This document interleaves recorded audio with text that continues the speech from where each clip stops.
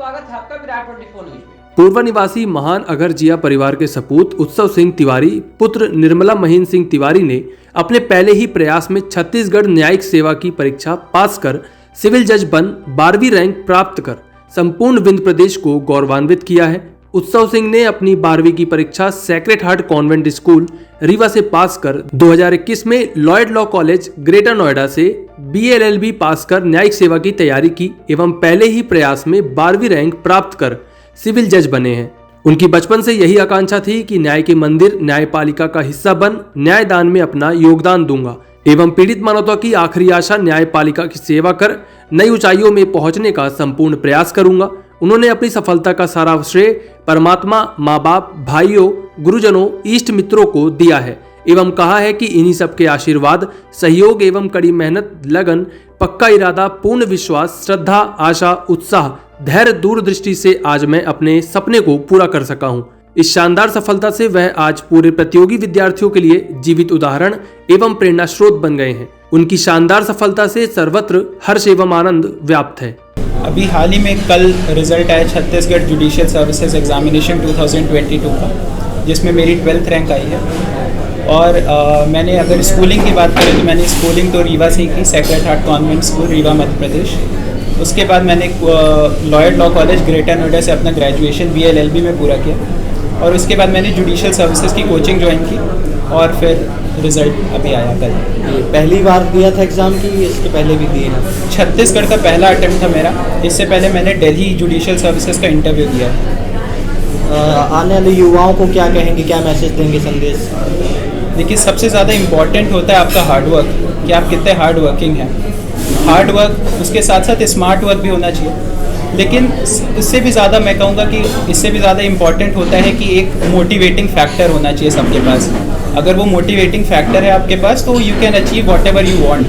और मेरे motivating factor थे मेरे मम्मी पापा, मेरे भाई, और साथ में मेरे कुछ लक फैक्टर्स भी थे कि मैं कहूँगा। और मैं लक फैक्टर्स का श्रेय देना चाहूँगा अपने दोस्तों को और मेरे जितने भी कलीग्स थे जिन्होंने मुझे काफ़ी सपोर्ट किया। अब युवाओं के लिए मैं कहूँगा कि आप हार्डवर्क करें, आप मोटिवेटेड रहें, आप डाइवर्जन से दूर रहें, सबसे इम्पॉर्टेंट है वो। और सबसे ज़्यादा इम्पॉर्टेंट होगा कि आप डिसिप्लिन रहें। अगर आप डिसिप्लिन्ड हैं तो अगर किसी दिन मोटिवेशन कम भी होती है तो एक पॉइंट ऐसा आता है सर कि मोटिवेशन कम हो जाती है, लेकिन अगर आप डिसिप्लिन्ड हैं तो आप अचीव कर लेंगे whatever you want to achieve.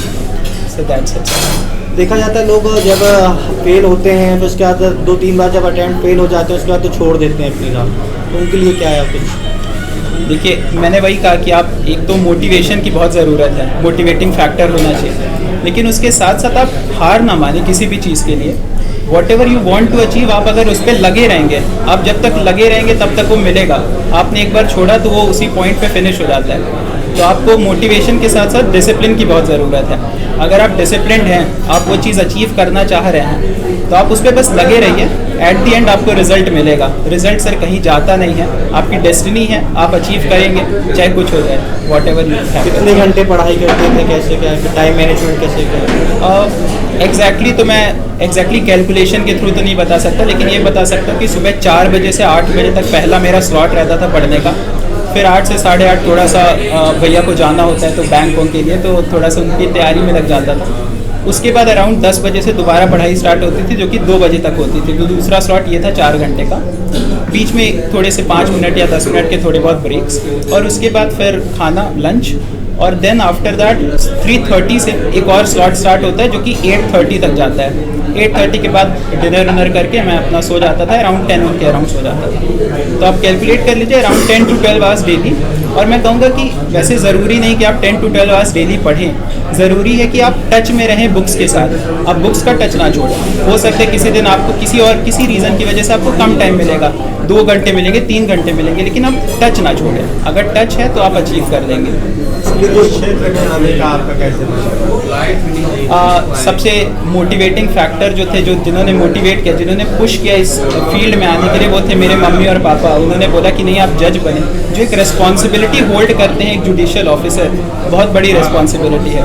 मेरे सर ने कहा था जब मैंने कॉलेज ज्वाइन किया था, तो मेरे एक सर थे, उन्होंने कहा था कि एक जज जो है वो एक दिन में अगर 10 मैटर्स भी सुनाता है, 10 फैसले भी देता है, तो वो उसके सामने कोई केस आएगा तो सिर्फ 2 पार्टीज नहीं रहेंगे उसके सामने उनके परिवार भी रहेंगे। तो एक फैसले में 10 लोग की ज़िंदगी को आप इफेक्ट कर रहे हैं। तो ऐसे करते करते अगर 10 फैसले भी आपने सुनाए तो एक दिन में आप कम से कम 100 लोगों की ज़िंदगी को इफेक्ट कर रहे हैं। उनकी लाइफ से रिलेटेड, उनकी प्रॉपर्टी से रिलेटेड, उनकी लिबर्टी से रिलेटेड आप डिसीजंस लेते हैं। तो ये काफ़ी मोटिवेटिंग लगा मुझे और इसलिए मैंने इस फील्ड में आने का डिसाइड किया।